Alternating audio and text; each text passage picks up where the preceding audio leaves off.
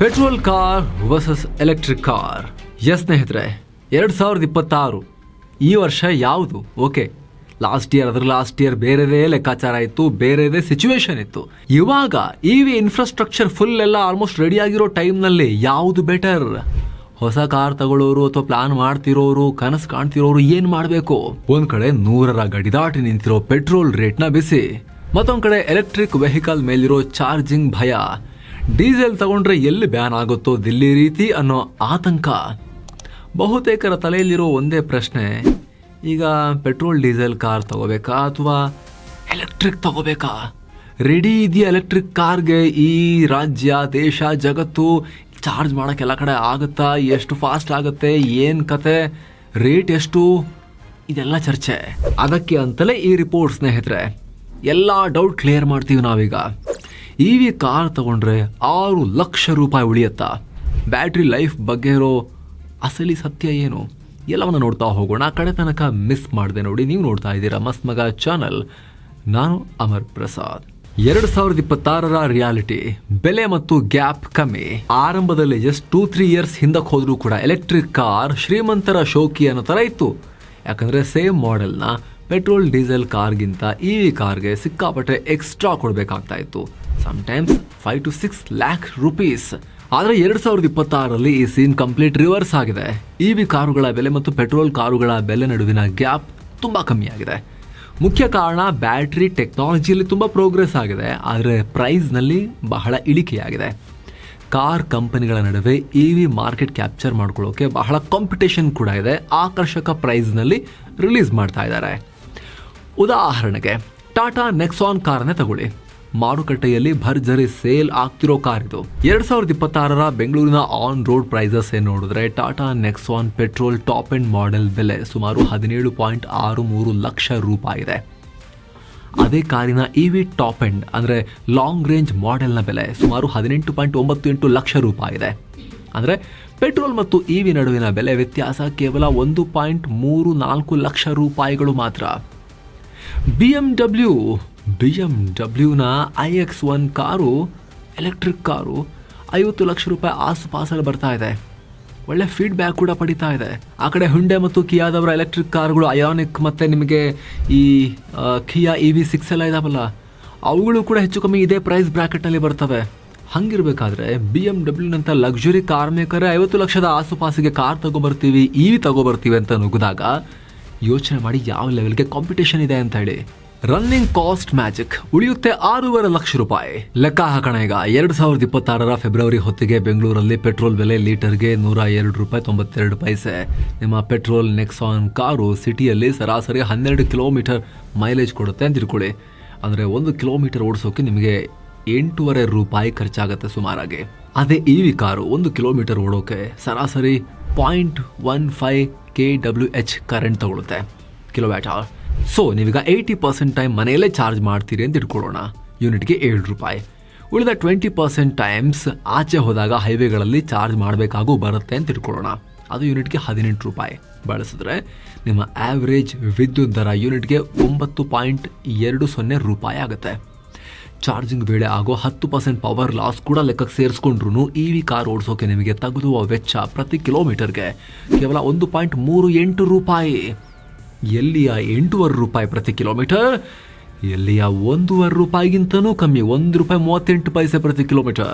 Next, ನೀವು ನಿಮ್ಮ ಕಾರನ್ನ 5 ವರ್ಷದಲ್ಲಿ 90,000 ಕಿಲೋಮೀಟರ್ ಓಡಿಸ್ತೀರಾ ಅಂತ ಇಟ್ಕೊಳ್ಳಿ. ಆಗ ಪೆಟ್ರೋಲ್ ಕಾರಿಗೆ ನೀವು 7,71,000 ರೂಪಾಯಿನ ಪೆಟ್ರೋಲ್ ಮೇಲೇನೆ ಹಾಕಬೇಕಾಗತ್ತೆ. ಅಷ್ಟ್ರದ್ದು ಪೆಟ್ರೋಲ್ ಬೇಕು. ಆದರೆ ಅದೇ 90,000 ಕಿಲೋಮೀಟರ್ ಓಡೋಕೆ ಇವಿ ಕಾರಿಗೆ ಬೇಕಾಗೋ ವಿದ್ಯುತ್ ಬಿಲ್ ಕೇವಲ 1,36,000 ರೂಪಾಯಿ ಮಾತ್ರ. ಅಂದರೆ 5 ವರ್ಷಗಳಲ್ಲಿ ನಿಮ್ಮ ಜೇಬಿನಲ್ಲಿ ನೇರವಾಗಿ 6,35,000 ರೂಪಾಯಿ ಉಳಿತಾಯ. ಏನು ಸ್ನೇಹಿತರೆ, ಇವಿಗಳಲ್ಲಿ ಕೇವಲ ಫ್ಯೂಲ್ ಕಾಸ್ಟ್ ಮಾತ್ರ ಉಳಿಯೋದಲ್ಲ. ಇವಿಗಳಲ್ಲಿ ಎಂಜಿನ್ ಆಯಿಲ್, ಫಿಲ್ಟರ್ ಚೇಂಜ್ ಈ ರೀತಿ ರಗಳೇನೆ ಇಲ್ಲದೆ ಇರೋದ್ರಿಂದ ಇದು ಅಷ್ಟೊಂದು ಕಾಂಪ್ಲೆಕ್ಸ್ ಅಲ್ಲ. ICE ಅಥವಾ ಇಂಟರ್ನಲ್ ಕಂಬಷನ್ ಎಂಜಿನ್ಸ್ ಅಷ್ಟು ಕಾಂಪ್ಲೆಕ್ಸ್ ಅಲ್ಲ. ಇವು ಸಿಂಪಲ್ ಗಾಡಿಗಳು ಇವಿಗಳು ಆ್ಯಕ್ಚುಲಿ, ಮತ್ತು ಮಾಡ್ರನ್.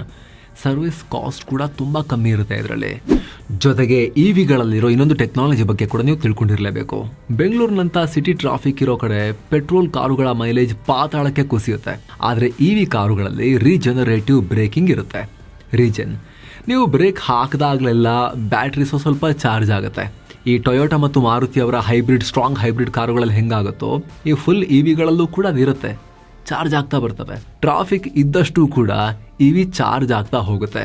ಯಾವುದೇ ನೀವು ಚಾರ್ಜಿಂಗ್ ಸ್ಟೇಷನ್ಗೆ ಹೋಗಿ ಚುಚ್ಚದೆ ಅಥವಾ ಮನೆಯಲ್ಲಿ ಕನೆಕ್ಟ್ ಮಾಡಿಕೊಂಡು ನಿಮ್ಮ ಮೀಟರ್ ಓಡಿಸ್ದೆ, ಬರೀ ಬ್ರೇಕಿಂಗ್ನಿಂದಲೂ ಕೂಡ ಸ್ವಲ್ಪ ಚಾರ್ಜ್ ಆಗ್ತಾ ಇರುತ್ತೆ. ಹಾಗಂತ ಬ್ರೇಕ್ ಹಾಕಿ ಬ್ರೇಕ್ ಪ್ಯಾಡ್ ಬೇಗ ಹೋಗಲ್ಲ. ಇವಿಗಳಲ್ಲಿ ಪೆಟ್ರೋಲ್ ಕಾರ್ಗಿಂತ 3-4 ಪಟ್ಟು ಕಮ್ಮಿ ಇರುತ್ತೆ ಬ್ರೇಕ್ ಪ್ಯಾಡ್ಗಳ ಸವೆತ ಕೂಡ.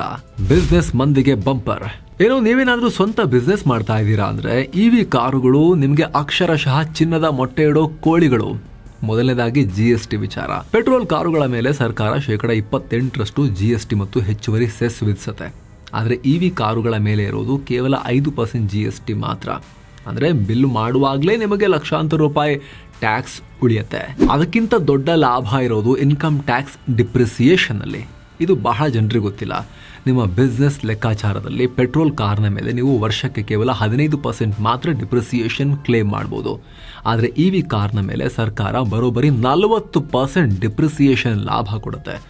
ಉದಾಹರಣೆಗೆ ನೀವು 10 ಲಕ್ಷ ರೂಪಾಯಿ ಬೇಸ್ ವ್ಯಾಲ್ಯೂ ಇರೋ ಕಾರ್ ತಗೊಂಡ್ರೆ ಪೆಟ್ರೋಲ್ ಕಾರಿಗೆ ಮೊದಲ ವರ್ಷ 1.5 ಲಕ್ಷ ರೂಪಾಯಿ ಮಾತ್ರ ಡಿಪ್ರಿಸಿಯೇಷನ್ ಸಿಗುತ್ತೆ.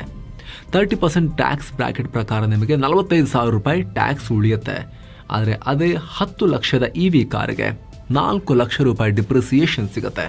ಇದರಿಂದ ಮೊದಲ ವರ್ಷದಲ್ಲೇ 1.2 ಲಕ್ಷ ರೂಪಾಯಿ ಟ್ಯಾಕ್ಸ್ ಸೇವ್ ಆಗುತ್ತೆ. ಅಪ್ಗ್ರೇಡ್ ಆಗ್ತಿದ್ದಾರೆ ಜನ.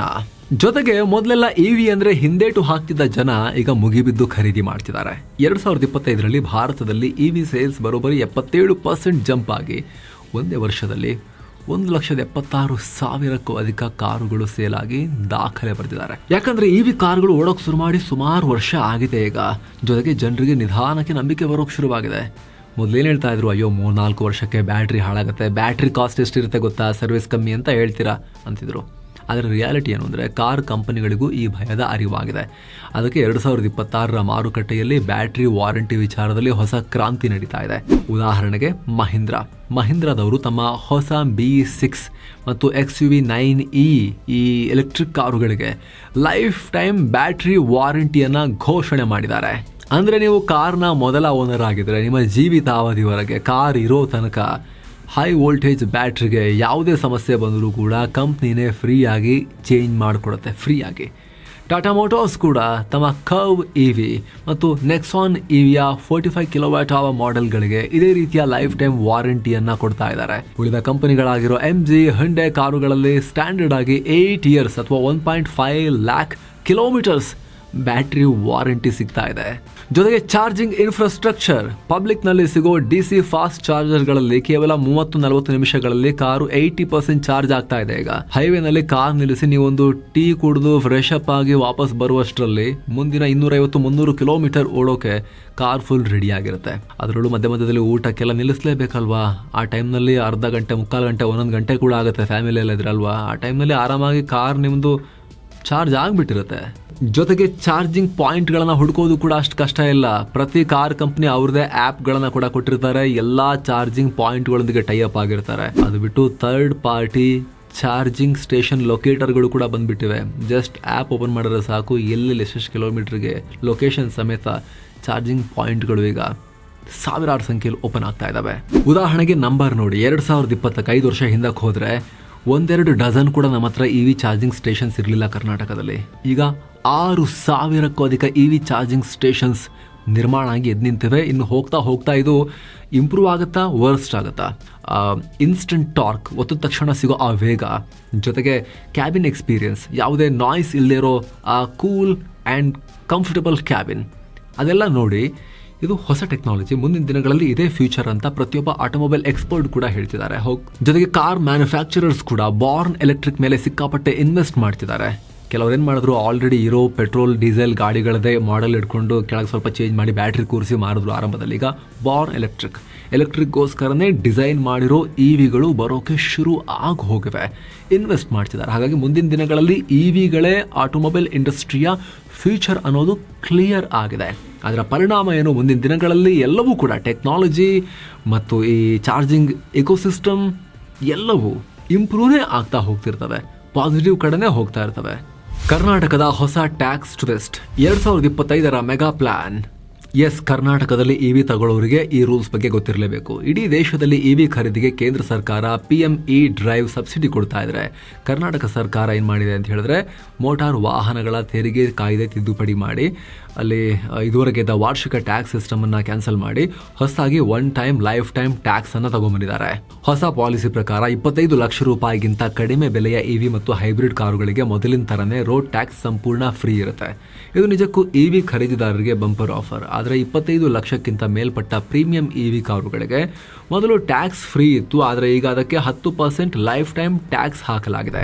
ಇನ್ನು ಕಮರ್ಷಿಯಲ್ ವಾಹನಗಳು ಅಂದರೆ ಟ್ಯಾಕ್ಸಿ ಮತ್ತು ಕ್ಯಾಬ್ಗಳ ಕಥೆ ಏನು ಅಂದರೆ 10 ಲಕ್ಷದ ಒಳಗಿನ ವಾಹನಗಳಿಗೆ 5%, 10 ರಿಂದ 15 ಲಕ್ಷದ ವಾಹನಗಳಿಗೆ 9% ಮತ್ತು 15 ಲಕ್ಷದ ಮೇಲಿನ ವಾಹನಗಳಿಗೆ 15% ಲೈಫ್ ಟೈಮ್ ಟ್ಯಾಕ್ಸ್ ಫಿಕ್ಸ್ ಮಾಡಲಾಗಿದೆ. ಹಾಗೆ commercial EV cab price 25 lakh ರೂಪಾಯಿ ದಾಟಿದಾಗ 10% ಟ್ಯಾಕ್ಸ್ ಬೀಳುತ್ತೆ. ಒಂದು ವೇಳೆ ನೀವು ಕ್ಯಾಬ್ ರಿಜಿಸ್ಟರ್ ಮಾಡಿದ್ರೆ ಮೊದಲ ವರ್ಷದಲ್ಲೇ 93% ರೀಫಂಡ್ ಕೂಡ ಸಿಗುತ್ತೆ. ಸೊ ಫ್ರೆಂಡ್ಸ್, ಈ ರೀತಿ ಎಲ್ಲ ಟೋಟಲ್ ಕ್ಲಾರಿಟಿ ಕೊಡೋ ಪ್ರಯತ್ನ ನಾವು ಮಾಡಿದ್ದೀವಿ. Thank you so much. ಮತ್ತೆ ಭೇಟಿ ಆಗ್ತಿರೋಣ ಸ್ನೇಹಿತರೆ. ನಮಸ್ತೆ.